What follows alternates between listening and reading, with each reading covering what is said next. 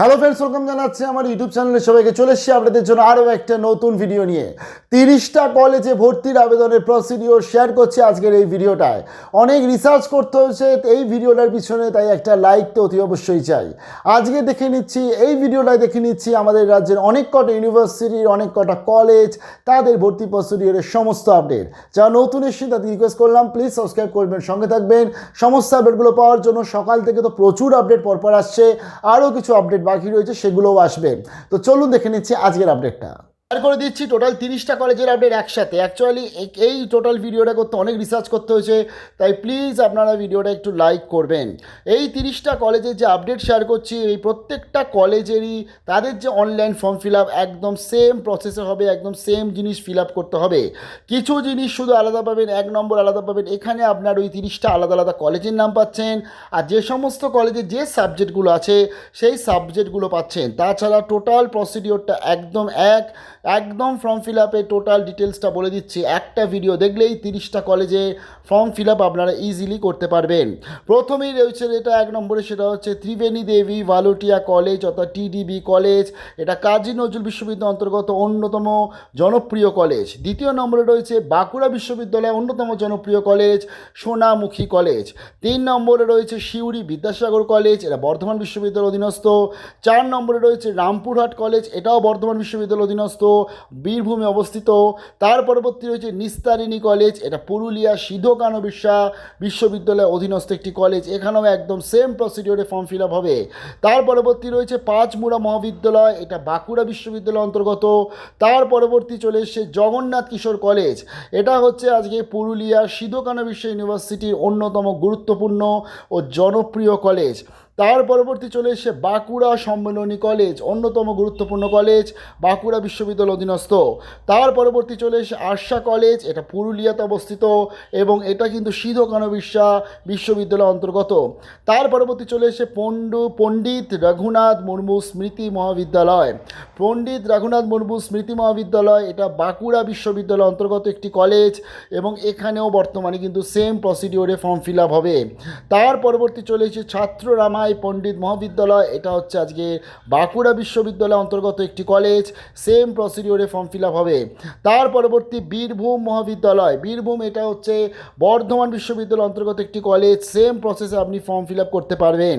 তারপরে আছে Ramananda centenary college, Purulia সিধো-কানো-বিরসা ইউনিভার্সিটির অন্তর্গত এই সেন্টিনারি কলেজও সেম প্রসেসে ফর্ম ফিল আপ হবে। তার পরবর্তী চলে এসে সরোজ সেন্টিনারি কলেজ, এটা হচ্ছে হুগলিতে অবস্থিত। তার পরবর্তী চলে এসে ডক্টর ভূপেন্দ্রনাথ দত্ত স্মৃতি মহাবিদ্যালয়, যেটা অবস্থিত বর্ধমান বিশ্ববিদ্যালয়ের অধীনস্থ।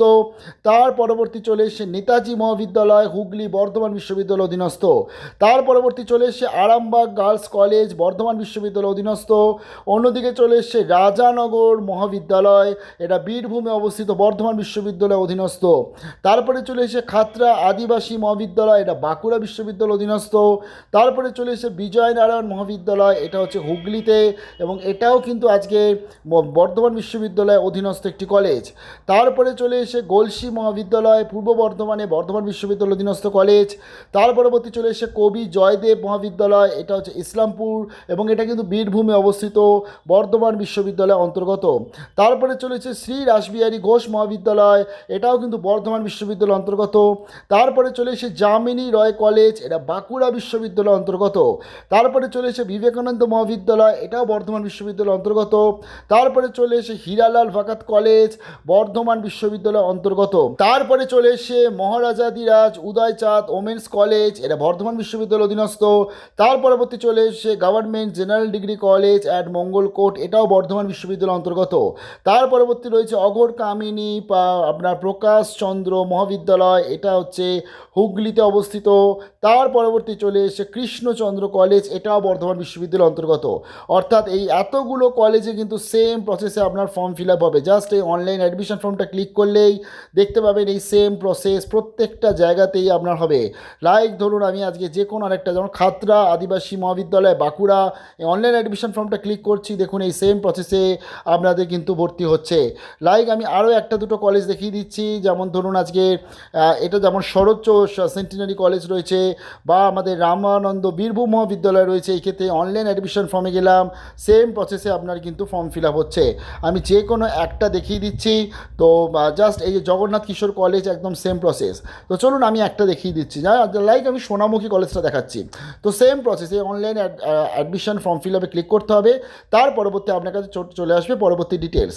প্রথমত এখানে আপনি সেকশন পেয়ে যাবেন, সেকশন ওয়াইজ আপনাদের অ্যাডমিশন হবে। কোথাও মর্নিং ডে আছে, কোথাও শুধুমাত্র ডে সেকশন আছে।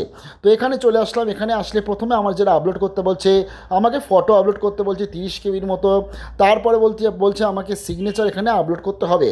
তার পরবর্তী আমাকে বলছে আমার নিজের নাম দিতে হবে এবং আমার ডেট অফ বার্থ দিতে হবে, আমার জেন্ডার এবং ন্যাশনালিটি, রিলিজিয়ান, সিটি বা ভিলেজ দিতে হচ্ছে। অন্যদিকে আমার বাবার নাম দিতে হচ্ছে, মায়ের নাম দিতে হচ্ছে, ম্যারিটাল স্ট্যাটাস দিতে হচ্ছে। যদি বিবাহিত হন তাহলে আপনার স্বামী বা স্ত্রীর নাম দিতে হবে। অন্যদিকে আপনি ব্লাড গ্রুপ দিতে হচ্ছে এবং তার সাথে সোশ্যাল ক্যাটাগরি দিতে হচ্ছে, কোন কাস্টের মধ্যে আপনি পড়ছেন কি না। তো চলুন আমি এক এক করে দিতে থাকি। লাইক আমি আমার নিজের নাম এখানে প্রথমে লিখে দিলাম। তো আপনি আপনার নিজের নামটা, পুরো নামটা লিখবেন এখানে। তার পরবর্তীতে তো চলুন আমি আমার নামটা লিখে দিলাম। লিখে দেওয়ার পরবর্তীতে এখানে তারপর ডেট অফ বার্থ চেয়েছে, আমি আমার মতন একটা ডেট অফ বার্থ দিয়ে দিচ্ছি। আপনারা আপনাদের সঠিক ডেট অফ বার্থ যেটা অ্যাডমিটে আছে বা তার সাপোর্টিভ যে ডকুমেন্ট সেটাই দেবেন। তার পরবর্তী ধরুন এখানে জেন্ডারে আমি আমার জেন্ডার দিয়ে দিলাম। আপনি মেল ফিমেল ট্রান্সজেন্ডার যেটা আপনি দিচ্ছেন। তার পরবর্তী রিলিজিয়ান ধরুন আমি হিন্দুজম দিয়ে দিলাম। তার পরবর্তী এখানে আপনার টোটাল অ্যাড্রেস দিতে হবে। অন্যদিকে এদিকে আপনার বাবা এবং মায়ের নাম দিতে হচ্ছে। ম্যারিটাল স্ট্যাটাসটা আমি এখানে আপনি আনম্যারিড বা ম্যারিড করে দিচ্ছেন। তার পরবর্তী এখানে আপনার ব্লাড গ্রুপ চাইছে, blood group obviously B positive. Social category যদি আপনি ইডব্লিউএস সার্টিফিকেট লাগবে, আমি এখানে জেনারেল করে দিলাম। আচ্ছা, তার পরবর্তী এবং এখানে আপনি যখনই কাস্ট সার্টিফিকেট দিচ্ছেন সেই কাস্ট সার্টিফিকেট ইস্যুড ফ্রম কে ইস্যুড করেছে সেটা বলতে হবে, যেহেতু জেনারেল কাস্ট বলেছি আপনার লাগছে না। তার পরবর্তী এখানে পিডব্লিউডি যেটা আছে নো থাকবে। আপনারা যারা ইয়েস আছে পিডব্লিউডি ইয়েস করে দেবেন। এর পরবর্তী ফ্যামিলি ইনকাম, আপনার ফ্যামিলি ইনকাম কত সেটা আপনি দিচ্ছেন। বললাম আমি 2 লাখ টাকা মতন আমার রয়েছে ফ্যামিলি ইনকাম, তাহলে 200,000 2 লাখ টাকা দিয়ে দিলাম। আচ্ছা, তার পরবর্তীতে আপনার মোটামুটি বাকি যা আছে ধরুন স্পোর্টস ক্যাটাগরি যদি ইয়েস হয় ইয়েস, না হলে আপনি নো দিয়ে দিচ্ছেন। তার পরবর্তী এখানে স্পোর্টস লেভেল, ওয়েদার বিপিএল, আপনি কি বিপিএল মধ্যে পড়ছেন, লাইক AA রেশন কার্ড আছে তাহলে ইয়েস দেবেন, নাহলে নো করে দিচ্ছেন। তার পরবর্তী আপনার এবং এখানে বলে দিয়েছে আপনার মায়ের মোবাইল নাম্বার চাইছে, আপনার মায়ের অকুপেশন চাইছে, মায়ের কোয়ালিফিকেশান চাইছে। এখানে বাবার মোবাইল নাম্বার চাইছে, বাবার অকুপেশন চাইছে, বাবার কোয়ালিফিকেশান চাইছে। তার আগে এখানে আপনি আপনার নিজের তো টোটাল অ্যাড্রেস দিচ্ছেন, তার পরবর্তী মোবাইল নাম্বার দিচ্ছেন, ইমেল আইডি দিচ্ছেন এবং এখানে আপনাকে বলছে যে আপনার এইচএসে কী স্ট্রিম ছিল। ধরুন আমি আমার বলছি যে আমার স্ট্রিম ছিল আরসি, আমি ধরুন বলছি। তো এই ক্ষেত্রে আপনার বাবার মোবাইল নাম্বার, বাবার অকুপেশন দিয়ে দিচ্ছেন, বাবার কোয়ালিফিকেশান দিয়ে দিচ্ছেন, ধরুন আমি দিয়ে দিলাম। এবং এখানে মায়ের কোয়ালিফিকেশান যেটা সেটাও ধরুন আমি একটা দিয়ে দিলাম, যেটা আপনার মা যত অবধি পড়াশোনা করেছে সেটা আপনি দিচ্ছেন। তার পরবর্তী এখানে বলে দিয়েছে নেম অফ দ্য গার্জেন, আপনার গার্জেনের নাম কি। যদি আপনার বাবার নামই হয়ে থাকে তাহলে বাবার নাম লিখছেন এবং এখানে ফাদার করে দিচ্ছেন, বা মা হলে মায়ের নাম লিখছেন, এখানে মাদার করে দিচ্ছেন। যারা লোকাল গার্জেনের আন্ডারে পড়াশোনা করছে তারা তাদের নাম দেবে, আর এখানে লিখে দেবে হচ্ছে লোকাল গার্জেন বা আঙ্কেল লিখে দেবে। আচ্ছা, তারপর এখানে আধার নাম্বার দিয়ে দিচ্ছেন আপনি এবং এখানে আপনার গার্জেনের কন্ট্যাক্ট নাম্বার চাইছে, আপনার নিজের নাম্বারটাই দিতে পারেন আবার, অথবা আপনি আপনার বাবা মার মধ্যে একজনের নাম্বার দিতে পারছেন। লাস্ট ইনস্টিটিউট অ্যাটেন্ডেন্ট, লাস্ট যে স্কুলে আপনি পড়েছেন সেটা আপনি এখানে দিচ্ছেন। তার পরবর্তী পুলিশ স্টেশন দিচ্ছেন, ভোটের আই কার্ড যদি থাকে তো দেবেন, নাহলে অসুবিধা নেই। উচ্চশিক্ষা যেটা আইডি এটা যদি আপনার থাকে তো দেবেন, নাহলে অসুবিধা নেই। অন্যদিকে এক্ষেত্রে মিউনিসিপ্যালিটি আপনি বা ব্লক সেটা দিচ্ছেন, যদি কন্যাশ্রী আইডি থাকে দেবেন, যদি আপনার এবিসি আইডি থাকে দেবেন, না হলে দেওয়ার দরকার নেই। তার পরবর্তী স্ক্রল করে চলে এলাম, এখানে মাধ্যমিকের বলেছি ডিটেলস শেয়ার করতে। যেমন আমি বলছি আমি 21 সালে পাস আউট হয়েছি এবং নেম অফ দ্য বোর্ড আমি বলে দিলাম ওয়েস্ট বেঙ্গল বোর্ড। এখানে রেজিস্ট্রেশন নাম্বার মাধ্যমিকের দেবেন, রোল এবং নাম্বার দিয়ে দিচ্ছেন মাধ্যমিকের, তার সাথে কী কী সাবজেক্ট ছিল, লাইক এখানে এরকম শর্ট ছোটো ছোটো করে লিখতে হবে। ধরুন এখানে আমি লিখে দিলাম BEN, তারপরে জি লিখে দিলাম এরমভাবে কমা দিয়ে, তারপরে ধরুন ENG ইংলিশ এরমভাবে লিখে দিলাম। ম্যাথ ছিল MATH, ম্যাথ লিখলাম। অন্যদিকে লাইফ সায়েন্স LICS লিখে দিলাম। অন্যদিকে ধরুন ফিজিক্যাল সায়েন্স PHYIC লিখে দিলাম। এরকমভাবে আপনি লিখছেন, বোঝা গেল। তো জাস্ট ফিজিক্স PHYS লিখলেও হবে, বুঝে যাবে তারা। HIST লিখে দিলাম, হিস্ট্রি। অন্যদিকে ধরুন আপনার ছিল জিওগ্রাফি ছিল, তাহলে আপনি জিওগ্রাফি লিখে দিচ্ছেন। আর যদি কোনো সাবজেক্ট থাকছিল তাহলে আপনি সেটা এখানে অ্যাডাপ্ট করে দিচ্ছেন। এর পরবর্তীতে আপনাকে বলছে এখানে যে মাধ্যমিক কত নাম্বারে হয়েছিল আর কত পেয়েছিলেন। ধরুন আমি বলছি 800 ছিল, তার মধ্যে আমি 600 পেয়েছি, এইভাবে লিখছেন। তার পরবর্তী উচ্চ মাধ্যমিক, এই ক্ষেত্রে আপনার উচ্চ মাধ্যমিক কত সালে পাস করেছেন আপনি দিয়ে দিচ্ছেন। আমি যেমন বলছি আমি 23-এ পাস করেছি। রেজিস্ট্রেশন নাম্বার দিয়ে দিচ্ছেন, রোল এবং নাম্বার দিয়ে দিচ্ছেন, বোর্ডের নাম দিয়ে দিচ্ছেন। তো বোর্ডের নামটা আমি দিয়ে দিলাম। তার পরবর্তী বলছে ভোকেশনাল থেকে স্ট্রিম থেকে হলে ইয়েস করবেন, না হলে আপনি এখানে তাহলে ভোকেশনাল স্ট্রিমটা সিলেক্ট করলে আপনি এখানে ভোকেশনালে অপশানটা পেয়ে যাবেন। তার পরবর্তী এবার আপনাকে মোটামুটি চাইছে ল্যাঙ্গুয়েজে কত পাওয়া হয়েছে। ল্যাঙ্গুয়েজে আমি ধরুন বাংলা, ইংলিশে কত পেলাম এবং অন্যান্য সাবজেক্ট যেগুলো রয়েছে সেগুলোতে কত পেয়েছি এখানে দিতে হবে। এবং এই রেসপেক্টে কিন্তু এরা অটোমেটিকভাবে এরা বেস্ট অফ 4 নিয়ে নেবে। দেওয়ার পর আপনাকে ক্লিক করতে হয় প্রসিডে। তা আমি এই টোটাল ফর্মটা ফিল আপ করে বলছি। তো আমি আমার মতন ফিল আপ করে দিয়েছি, জাস্ট আমি দুটো ফটোও দিয়ে দিয়েছি আপনাদের দেখানোর জন্য।